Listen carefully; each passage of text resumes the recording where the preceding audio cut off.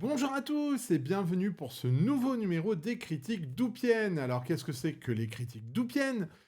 Eh bien, comme leur nom l'indique, ce sont des critiques de comics et Doups c'est moi. Donc voilà, cette semaine, comme toutes les semaines d'ailleurs, je vais vous proposer un petit tour de lecture de ce que j'ai pu lire cette semaine, de ce que j'ai pu lire il y a un petit peu plus longtemps pour vous faire un bilan. Et voilà, et chaque semaine en fait, je vous propose de faire le tour de mes lectures comics de la semaine.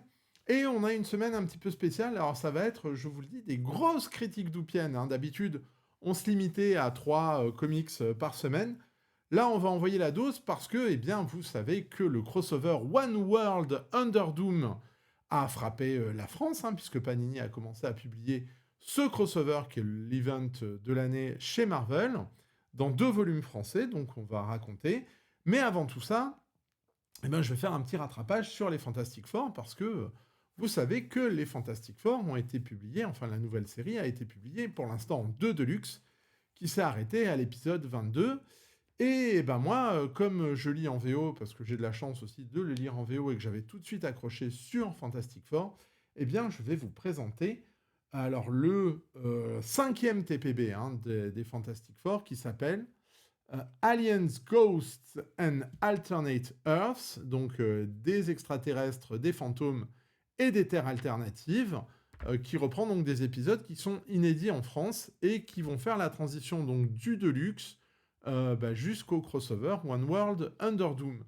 Alors, la série Fantastic Four, moi, c'est une de mes préférées de l'année, enfin depuis quelques temps, parce que Ryan North, que je connaissais à peine, puisqu'il avait à peine scénarisé Squirrel Girl, 2-3 trucs que j'avais dû lire, mais bon, voilà, je le trouvais déjà très verbeux.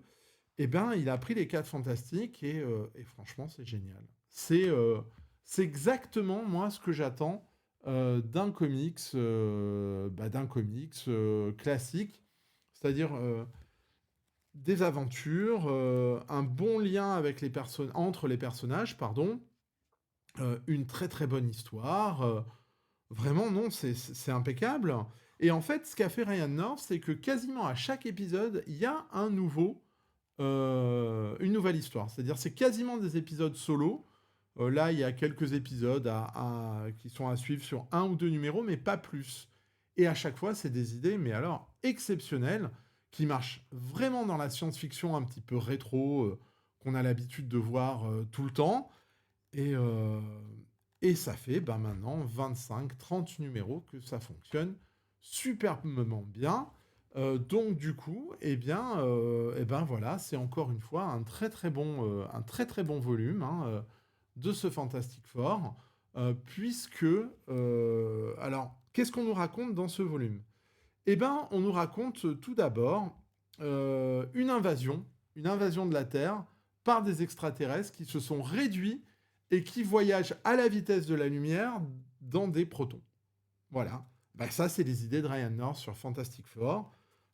Voilà la tête de nos extraterrestres. Ils se baladent dans les protons, donc que vont faire les 4 fantastiques? Ils vont se réduire à la taille donc d'une particule élémentaire pour essayer d'aller voir ce qui se passe. Pour aller voir ce qui se passe, et donc ils découvrent ces extraterrestres qui sont donc un petit peu en danger parce qu'ils ont fui leur planète, etc. Mais est-ce que leurs intentions sont bien bienveillantes? Ça, je vous laisserai le découvrir. C'est vraiment pas mal. Encore une fois, c'est de l'inventivité à chaque page. Les personnages sont super bien écrits. Vraiment, les 2 épisodes là qui nous racontent cette aventure, c'est-à-dire les épisodes 23 et 24, ils sont très très bons. Et ils sont suivis alors par un petit bijou. L'épisode 25, donc des 4 Fantastiques, qui a fait parler de lui, puisqu'en fait, c'est là que Johnny... alors, les 4 Fantastiques vont essayer d'aller voir Doom, qui est devenu le sorcier suprême de la Terre, et ils se font projeter dans un autre endroit, peuplé d'extraterrestres. Voilà, ils se retrouvent sur une autre planète peuplée d'extraterrestres, et ils peuvent pas rentrer chez eux. Donc ils vont rester un très très très long moment sur cette planète, et puis ils vont Ils vont devenir amis avec les habitants de la planète, et notamment Johnny, non seulement il va devenir ami, mais il va tomber amoureux. Alors oui, il tombe amoureux d'une bestiole un petit peu bizarre, mais bon, qui est vraiment... leur relation est super bien décrite. En fait, c'est une histoire d'amour. Voilà. C'est une histoire d'amour. Alors les gens... j'avais vu passer ça sur les réseaux, ça avait fait une polémique, parce que tout le monde est là, oui, Johnny qui se tape une extraterrestre, gna gna gna gna gna, elle ressemble à rien, gna gna gna gna gna, et bien, puis le wokisme, tout ça. Bon, c'est une super histoire d'amour. Vraiment, c'est génial, c'est super bien écrit. En plus, on rappelle que Johnny Storm, c'est un petit peu le tombeur hein, des 4 Fantastiques, donc ça colle. Et alors, c'est super émouvant.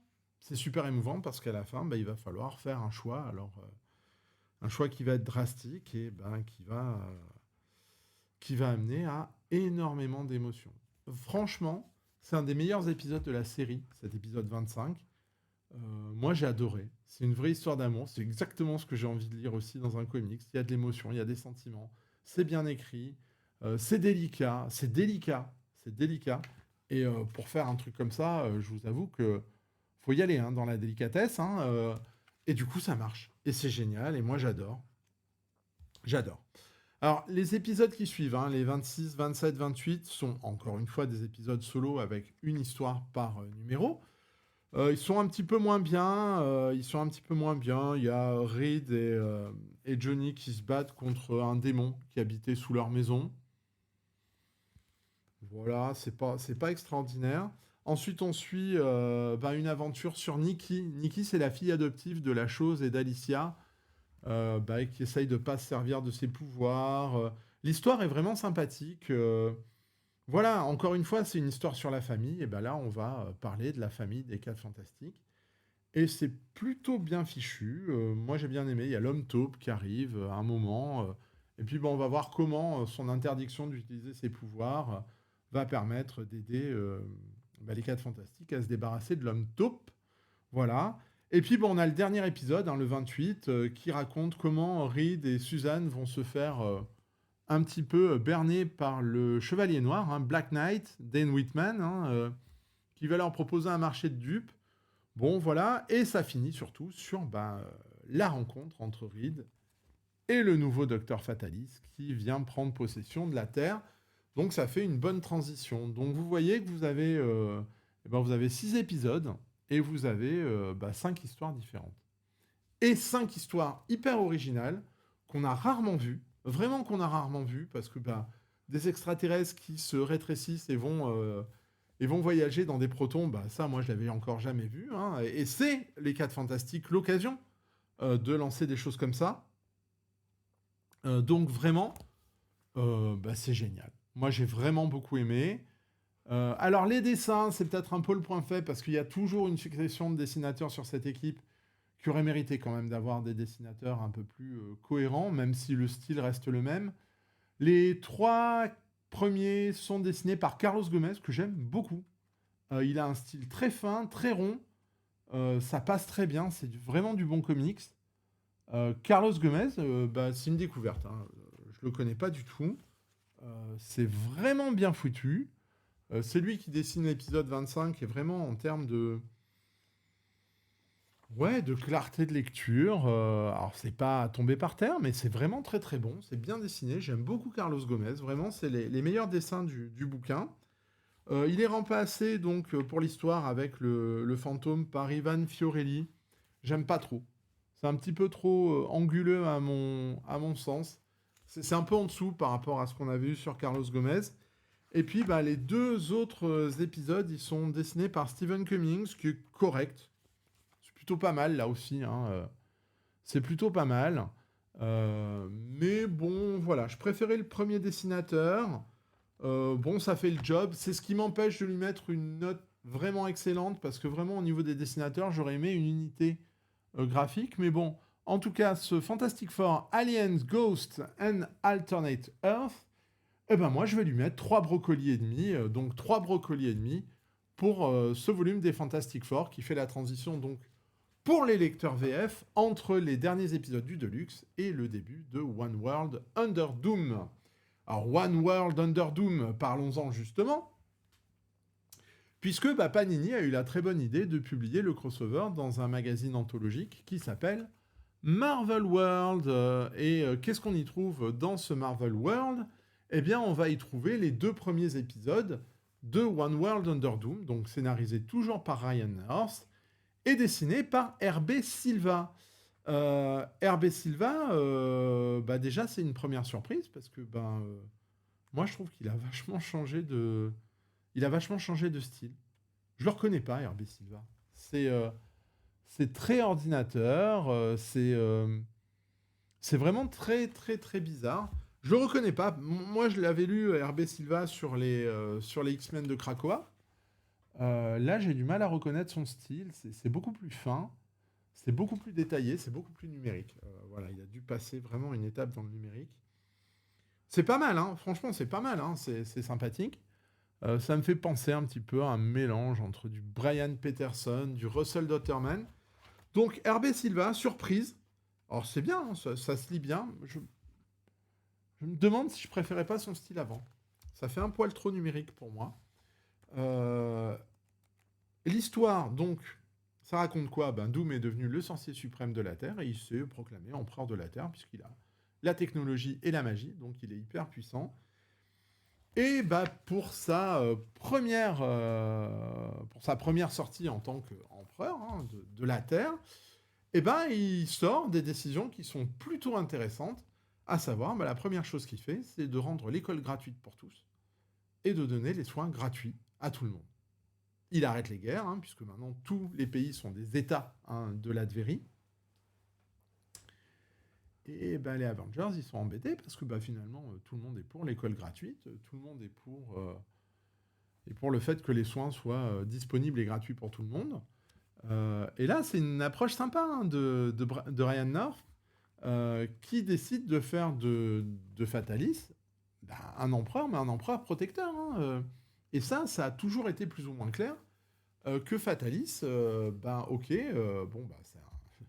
c'est un tyran, hein, c'est un dictateur, mais à la base, il va essayer de rendre son peuple heureux, sous certaines conditions.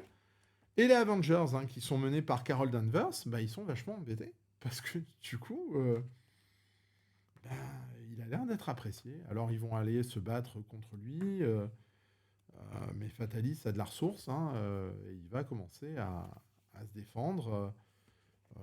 Et là, Carol Danvers, que vous voyez ici, avec Wanda, elle se dit, qu'est-ce qu'on va faire? Parce que du coup, ça va être compliqué pour les gens qui ont des soins gratuits, qui sont en train de se faire soigner du cancer alors qu'avant ils ne pouvaient pas. Et de destituer Doom, qui reste un dictateur, mais pour l'instant, en tout cas, sur les 2 premiers épisodes qui ont été publiés ici, il fait rien de bien, méchant, Fatalis. Donc, on se doute bien qu'il va y avoir quelque chose, hein, mais en tout cas, l'approche est intéressante. Pas une approche nouvelle non plus. Ryan North, il a quand même vachement gommé son style, je trouve. Il est beaucoup moins verbeux. On rentre vraiment dans un event, un gros crossover, donc il se base là-dessus. C'est pas mal. Franchement, c'est pas mal. Il n'y a pas de quoi se taper les fesses par terre, si j'ose m'exprimer ainsi. Mais c'est correct. C'est plutôt bien dessiné. On voit les manigances de Fatalis, et puis c'est surtout une approche vraiment là. Les Avengers, ils ont rien pour le destituer parce que pour l'instant, il fait rien de bien mal, si ce n'est que il est dictateur et qu'il empêche les guerres. Donc pas mal. Franchement, ce Doom World, ce One World Under Doom, hein, ce premier épisode du crossover, ces 2 premiers épisodes du crossover, mais moi je vais leur mettre 3 en attendant, parce que je suis un poil déçu par les dessins. Alors, il n'y a pas, hein, que One World Under Doom dans ce gros mensuel. Il y a aussi les Avengers de Jed McKay et de Valerio Schiti, pardon.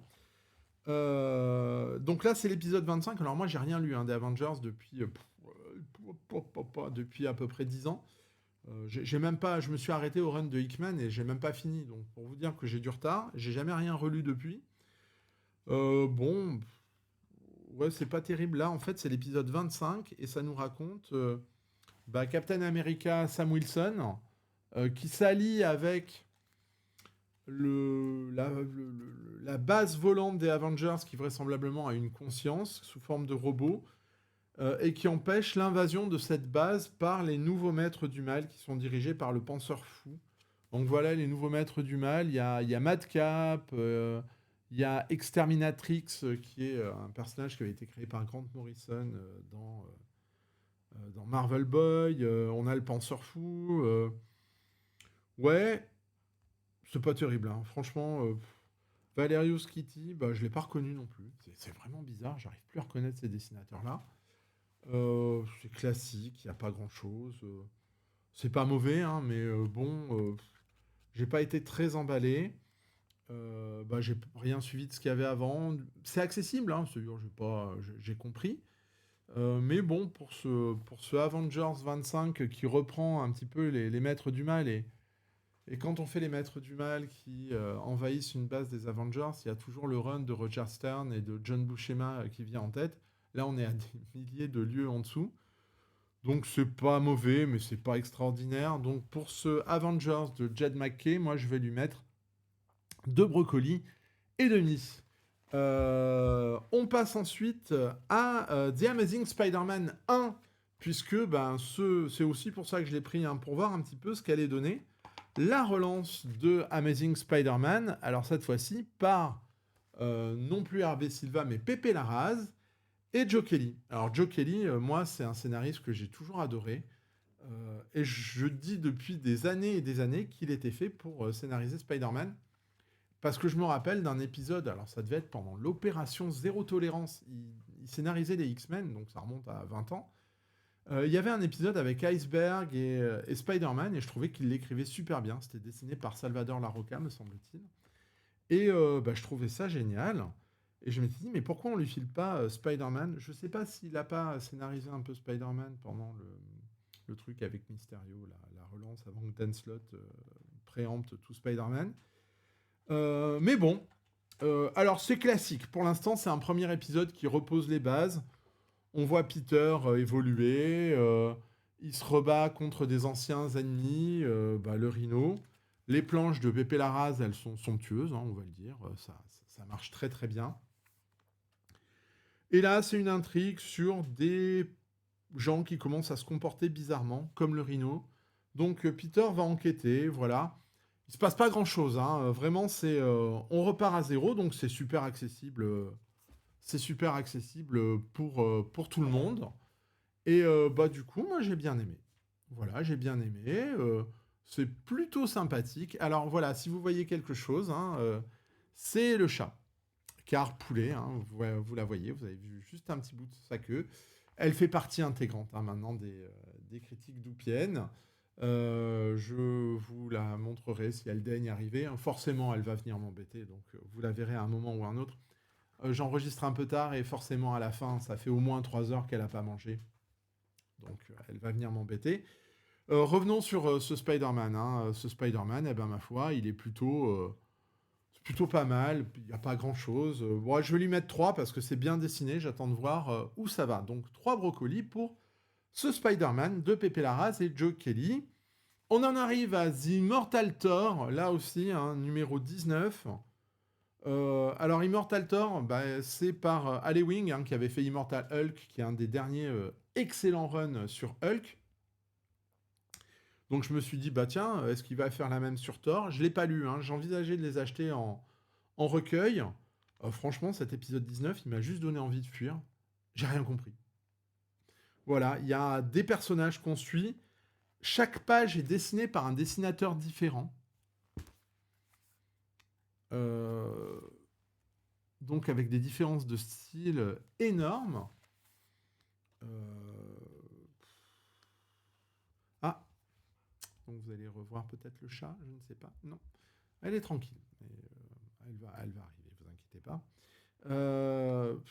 Il y a Odin, il y a des dessins, il y a des gens que je connais pas, ils font des trucs. Franchement, inaccessible. Alors oui, c'est le numéro 19, mais là, franchement, j'ai rien compris. Le résumé de Panini m'a pas du tout aidé. Alors, pas du tout. Et bon, j'ai vite passé, hein, parce que vraiment, ça m'a... Voilà, vous alternez des... Alors, il y a plein de dessinateurs qui sont pas mauvais, hein, mais Jane Bazaldua, Dan Jurgens, Brett Breeding, Luciano Vecchio, George Fornes, Juan Ferreira, Valerio Kitty, Rod Rice, Juan Cabal... Stop. Voilà. L'histoire, j'ai rien compris.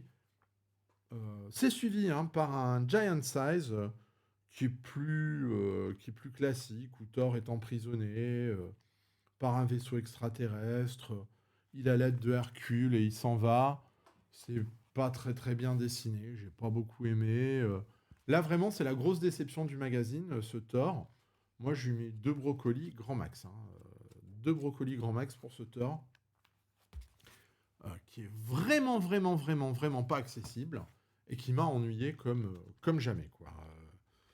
Donc bon, pas aimé. Et puis ben, on finit par, encore une fois, le premier numéro de Iron Man, donc la nouvelle version, donc qui est scénarisée par Spencer Ackerman, que je ne connais pas, et dessiné par Julius Ota.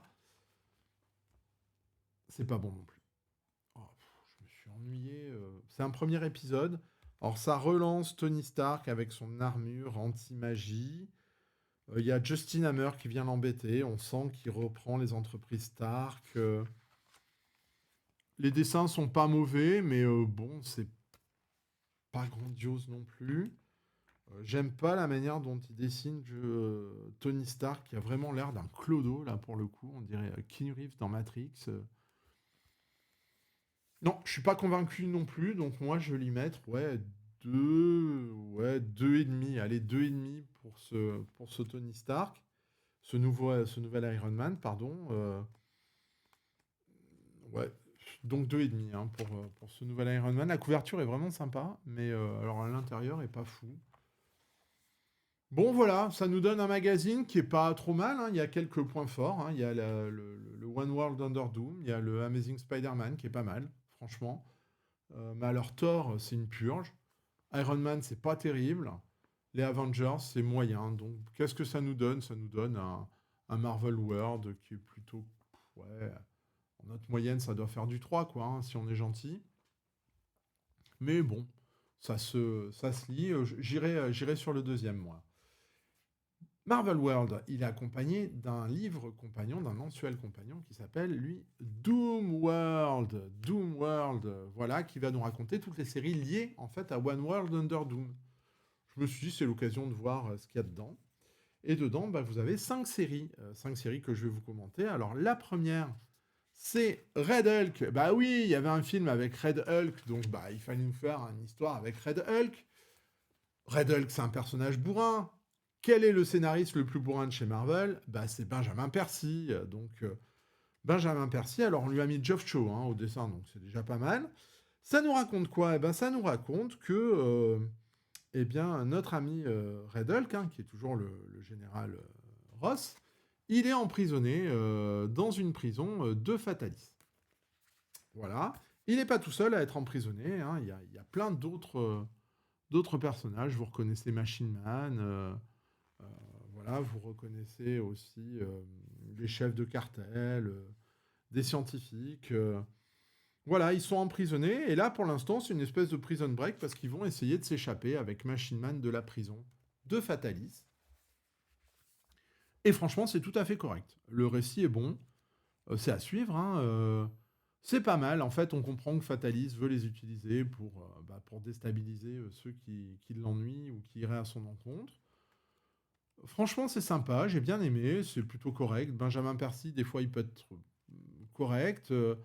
Là, c'est plutôt pas mal. C'est ce que j'attendais. Donc moi, sur ce Red Hulk, je vais lui mettre 3 brocolis. Voilà, pour ce premier épisode. En attendant de voir où ça va aller. Mais c'est sympathique. C'est une des meilleures séries, hein, du recueil. La deuxième série que vous trouverez dans ce recueil, c'est Doctor Strange of Asgard. Et oui, parce que bah, du coup, Doctor Strange, il n'est plus sorcier suprême de la Terre. Et comme il n'est plus sorcier suprême de la Terre, il n'a plus de pouvoir, tout ça. Et bah, qu'est-ce qu'il va faire? Il veut juste devenir sorcier suprême d'Asgard. Voilà. Et donc, qu'est-ce qu'il va faire? Bah, il va aller voir Thor pour lui dire vous n'auriez pas besoin d'un sorcier suprême, comme ça je pourrais continuer à faire un peu de magie. Thor lui dit d'aller voir telle ou telle personne pour savoir s'ils acceptent de le prendre comme sorcier suprême. Il va voir les responsables de la magie sur Asgard. Il y a Loki qui traîne dans le coin, donc il y aura des coups fourrés. C'est scénarisé par Derek Landy, que je connais pas. C'est correct. C'est pas extraordinaire, c'est une histoire. Je suis pas très fan de Asgard, donc forcément, j'accroche pas beaucoup. Mais c'est pas mal. Alors les dessins sont très bons, hein. C'est Carlos Magno, que moi j'aime beaucoup, même s'il a changé son style aussi, lui. Donc bon, ce docteur, c'est pas mal. Je vais lui mettre 2 brocolis et demi, peut-être 3. Ouais, non, 2 brocolis et demi. J'attends de voir ce que ça donne. Donc 2 brocolis et demi pour le Doctor Strange d'Asgard. Deviendra-t-il le sorcier suprême d'Asgard? Bon, on le verra dans les prochains épisodes. Ensuite, nous avons Thunderbolts, les Thunderbolts Doomstrike. Alors les Thunderbolts, évidemment, ça va du tout être au diapason du film. Là, on a Bucky, on a la Veuve Noire, on a... Voilà, alors on a une nouvelle équipe, là, vraisemblablement, donc avec Bucky, la Veuve Noire, et avec Songbird. Ah, ça faisait longtemps que je l'avais plus vu, Songbird. Je suis content de la revoir. Ils vont essayer de détruire des trucs de Fatalis. Et Fatalis va pas être content, il va se venger d'une manière assez énorme, euh, qui va plonger nos héros dans la dépression, parce que là, vraiment, ils ont été à l'origine d'une réplique de Fatalis qui est assez forte, là, pour le coup. Là, du coup, Fatalis, il devient vraiment méchant, là, hein, quand on vient l'embêter. C'est vraiment bien. J'ai bien aimé, moi. C'est bon, c'est scénarisé par Jackson Lanzing et Colin Kelly, qui sont toujours des très bons scénaristes. Et les dessins de Tommaso Bianchi, franchement, c'est pas mal, hein. Je sais pas ce que vous en pensez, mais moi, je trouve ça plutôt correct. C'est dans un style assez sombre. Tommaso Bianchi, je connaissais pas non plus. C'est plutôt sympathique. C'est plutôt sympathique. Donc l'histoire est plutôt pas mal, hein, de ces Thunderbolts. Donc bah, moi, je vais leur mettre aussi à ces Thunderbolts 3 brocolis, parce que j'ai envie de lire la suite. Voilà. Alors là où je vais pas mettre 3 brocolis, c'est sur la 4e série du recueil, qui s'appelle Fatalis Academy, qui est scénarisée par Mackenzie Cadenhead, que je connais pas du tout, et qui est dessinée par Pasquale Ferry. Donc déjà, au moins, les dessins, on sait que c'est bon. Voilà, Pasquale Ferry qui avait dessiné en plus du Doctor Strange. Alors, qu'est-ce que c'est que ce Fatalis Academy? Eh bien, Doctor Strange avait créé une académie de magie qui s'appelait la Strange Academy, que j'avais pas lu, moi, hein, et donc qui permettait à des jeunes de tout monde et de toute dimension de pouvoir exercer leur magie et de l'apprendre. C'est une espèce d'Harry Potter, hein, chez Marvel. Sauf que là, bah, vu que Doctor Strange a été destitué, maintenant, bah, c'est devenu la Doom Academy. Et donc, on suit bah, les aventures de ces jeunes héros, de ces jeunes personnages. Et franchement, c'est ennuyeux au possible. Je suis pas arrivé à rentrer du tout dans l'histoire. J'arrive pas à m'attacher aux personnages, j'arrive pas à leur trouver quelque chose bah, qui m'accroche. Euh, j'ai trouvé ça un peu lourdingue, j'ai trouvé ça pas terrible. Alors c'est très très bien dessiné, hein, mais vraiment ça m'a pas donné envie de lire la suite, donc bah, je vais mettre 2. Je vais mettre 2 pour la Fatalis Academy, parce que puis c'est dur de scénariser des enfants quand on veut faire un truc drôle. Franchement, c'est pas... Ouais, non, c'est pas vraiment pas très intéressant. Allez, poulet, tu t'en vas. C'est vraiment pas très intéressant, même si c'est très bien dessiné. Voilà, par Pasquale Ferry, mais ça suffit pas. Moi, je vais mettre 2,5, parce que j'ai pas envie de lire la suite. Alors, ensuite, on a la Dooms Division. Alors, qu'est-ce que c'est que la Dooms Division? Eh bien, ce sont des super-héros coréens. Et oui, la Corée, ça fait toujours vendre. Est-ce que ça fait vendre dans les comics? Je ne sais pas. C'est du c'est du K-comics, voilà. En plus, j'aime bien, moi, la K-pop aussi. Oui, c'est un de mes défauts aussi. Là, c'est un groupe de super-héros coréens en Corée qui, bon, vraisemblablement, il y a déjà eu des histoires, mais alors je n'ai pas suivi, qui ont l'idée, plus ou moins, d'essayer de réunir des super-héros panasiatiques, donc qui viennent du Vietnam, des Philippines, de Chine. Alors on retrouve Aero, on retrouve Karma, On retrouve Wave, donc ça, c'est des personnages, je suis sûr qu'ils les sortent là, parce que c'est du Marvel Snap, quoi, et que ça marche très bien. Mais bon, ils vont faire un groupe avec des super-héros, donc asiatiques, qui vont être sous la coupe de Doom, hein, et qui vont empêcher ceux qui sont contre Doom d'agir contre lui. Et le premier, ça va être Sunfire, hein, Feu du Soleil. Donc, bon, euh, c'est correct. Le dessin, c'est pas ouf. Voilà, le scénario, il est classique, encore une fois. Il y a plein de nouveaux personnages qui débarquent et on n'arrive pas à accrocher. Alors, c'est Yoon Ha Lee qui scénarise et c'est Min Kyu Young qui dessine. Je les connais pas du tout. Euh, ouais, c'est correct, ça se lit. C'est mieux que Fatalis Academy. Mais j'attends de voir ce que ça donne. Pour l'instant, ça démarre pas beaucoup. C'est très très long au démarrage. Les dessins sont moyens. Le scénario est moyen. Donc quand c'est un truc moyen mais pas horrible, eh ben on met 2 brocolis et demi. Donc 2 brocolis et demi pour ce Doom's Division. Voilà. Alors du coup, ça nous donne un magazine avec 2 bonnes séries. Hein, 2 bonnes séries qui seront Red Hulk et puis les Thunderbolts. 2 séries qui sont assez moyennes, le Doctor Strange et, euh, et la Doom's Division, et puis une série qui est pas bonne, donc la Fatalis Academy. Voilà donc pour ce Doom World qui, bon, est correct. Je sais pas si je vais aller au bout, moi, de celui-là. Je lirai le deuxième, et puis après, je laisserai peut-être tomber. Et voilà, petite transition, parce que il fallait s'en douter, un poulet est arrivé, elle a trop faim, elle a tout massacré, la caméra est tombée. Donc voilà, on va reprendre, parce qu'il nous reste encore des choses à voir. Notamment, on va passer donc de Marvel à DC. Donc vous voyez, c'est des grosses critiques d'Oupian cette fois-ci. Donc on va passer de Marvel à DC en regardant d'abord le Absolute Flash. Alors, qu'est-ce que c'est que Absolute Flash? C'est le quatrième, la quatrième série de la ligne Absolute, qui avait déjà sorti Absolute Wonder Woman, qui est excellent, Absolute Batman, qui est très très bien, et puis surtout le Absolute Superman, que moi j'ai beaucoup plus de réserves dessus.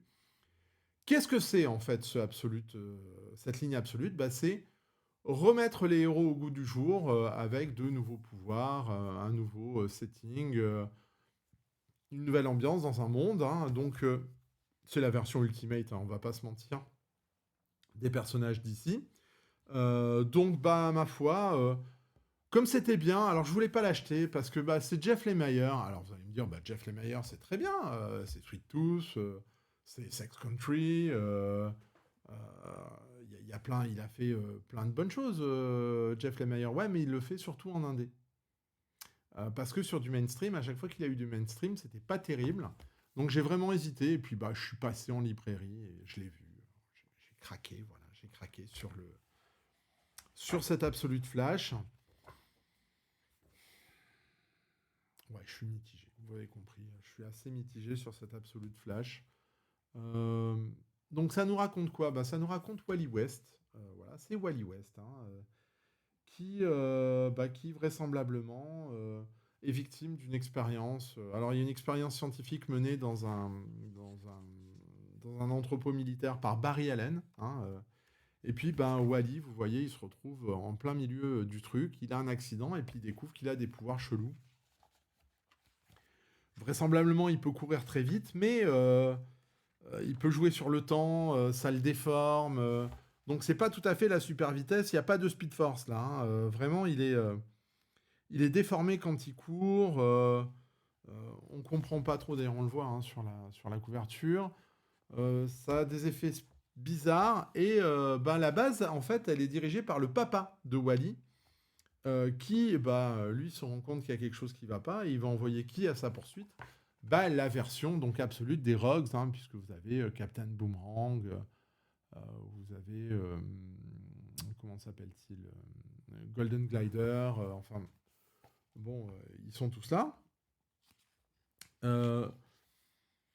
Et donc, ils vont le poursuivre. Ils vont le poursuivre pendant à peu près 6 épisodes. Voilà. Donc bon, on sait pas trop quels sont les pouvoirs, c'est pas très très bien défini. Euh, Wally va faire une rencontre avec Gorilla Grodd, une version assez spéciale de Gorilla Grodd. Je vous spoilerai pas pour ceux qui l'ont pas encore lu. Euh, on est un peu entre le trip mental, on sait pas trop ce qui se passe. À un moment, on se retrouve dans des endroits. Alors, c'est pas mal hein, de mettre du mystère, mais du coup, ça devient superficiel parce que on comprend pas trop ce qui se passe. Enfin, on comprend ce qui se passe, mais on sait pas trop quels sont les pouvoirs de Wally. On sait pas trop. Moi, j'ai du mal à rentrer dedans. En fait, j'ai vraiment eu du mal à rentrer dedans. Alors, les dessinateurs, ça aide pas parce que là, alors contrairement à la ligne absolue qui est plutôt bien dessinée, bah là, il y a une alternance de dessinateurs. Donc Nick Robles, A.L. Kaplan, Giuseppe Camuncoli, Stefano Nesi, que j'arrive pas à reconnaître. Même Camuncoli, je suis pas arrivé à le retrouver là-dedans. C'est correct, mais c'est pas extraordinaire. Quoi.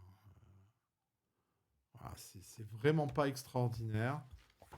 J'ai pas trouvé ça génial.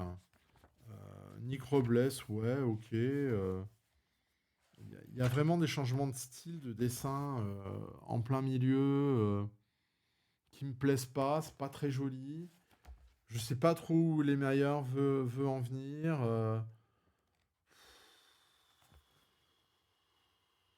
Ouais, je suis assez déçu par ce Tête Absolute Flash, qui est peut-être la série la plus faible hein, de la ligne absolue. Bon, moi, je vais lui mettre deux brocolis et demi, parce que bah, pour l'instant, je vois toujours pas où ça va. Et c'est toujours super difficile d'écrire un ado. Hein, voilà. Pourtant, c'est lui qui avait fait Ascender Descender, hein, mais là, puis c'est pas Dustin Nguyen au dessin, quoi. Hein. Donc, ma foi, c'est pas extra. Je suis pas très satisfait de ça. Je sais pas si je lirai le deuxième. Bon, en attendant, je vais lui mettre deux brocolis et demi. Voilà, deux brocolis et demi pour cet Absolute Flash qui m'a déçu. Mais, et on va finir en beauté, il n'y a pas que le Absolute Flash dans la vie, il y a le Absolute Martian Manhunter aussi. Et alors là, les enfants, bah c'est ce que j'ai lu de mieux cette année, voilà, donc je suis super content. J'avais entendu des excellents retours. Eh ben ouais, ça le fait carrément. Alors là aussi, on a une version tout à fait différente du Martian Manhunter, puisque le Martian Manhunter, c'est une espèce de virus extraterrestre euh, psychique. Donc, c'est pas un personnage qui vient de Mars, de toute façon, ils le disent, hein, puisque c'est mis au goût du jour. Il n'y a personne qui habite sur Mars, hein, on le sait maintenant. Dans les années 50, on savait peut-être pas, mais maintenant, on sait qu'il n'y a personne sur Mars. Alors, il se fait appeler Martian pour faire comprendre aux gens qu'il est extraterrestre. Et qu'est-ce qu'il fait, ce truc psychique qui n'a pas de forme hein, attention, il n'a pas de. Il n'a pas de corps, hein, eh ben, il s'infiltre dans l'esprit d'un détective, donc John Jones, euh, et il va commencer à lui trafiquer son esprit, voilà, à intégrer son esprit. Et du coup, alors pourquoi il est là, Geoff Jones alors, voilà ce qui se passe dans la tête de Geoff Jones, hein, de John Jones, excusez-moi, j'ai confondu avec le scénariste, quand le virus prend possession de lui. Euh, alors pourquoi il est là, ce virus Eh bien, il est là pour défendre la Terre, parce qu'en fait, la Terre est attaquée par un autre virus extraterrestre, qui sera donc le White Martian, hein, le Martien blanc, qui œuvre en coulisses. Euh, et qui va tenter, lui, psychiquement, de déstabiliser les gens, c'est-à-dire que il va contrôler mentalement les gens pour leur faire des choses bizarres, se battre pour un café, mettre feu à leur maison, mettre feu à des gens qu'ils ne connaissent pas, parce que son but, c'est vraiment l'annihilation de la Terre. Vous voyez, alors là, on a vraiment une scène où vous avez donc le John Jones avec le Martian Manhunter en bas, le fils de John Jones, mais le Martian Manhunter, il est simplement dans l'esprit. Il n'a pas de forme. Donc à chaque fois, on le voit derrière, on le voit intervenir, et les batailles psychiques, elles sont comme ça. Donc vous l'aurez compris, c'est un comics de concept. Et ça, j'adore, parce qu'en fait, le White Martian et le Martian Manhunter, ils vont se battre avec des concepts psychiques. Ça va tout être dans un esprit. Ça va tout être, ouais, dans l'esprit des gens. Écoutez, c'est génial. Je vais pas aller par quatre chemins. C'est génial.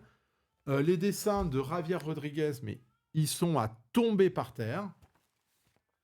C'est exceptionnel. C'est vraiment exceptionnel. Moi, je trouve ça formidable. J'ai rarement vu un comics aussi bien dessiné. C'est inventif de partout. Ça envoie des choses de dingue. Euh, chaque page, il y a une idée, quoi. Chaque page, il y a une idée. Il y a même, ça joue avec les formats.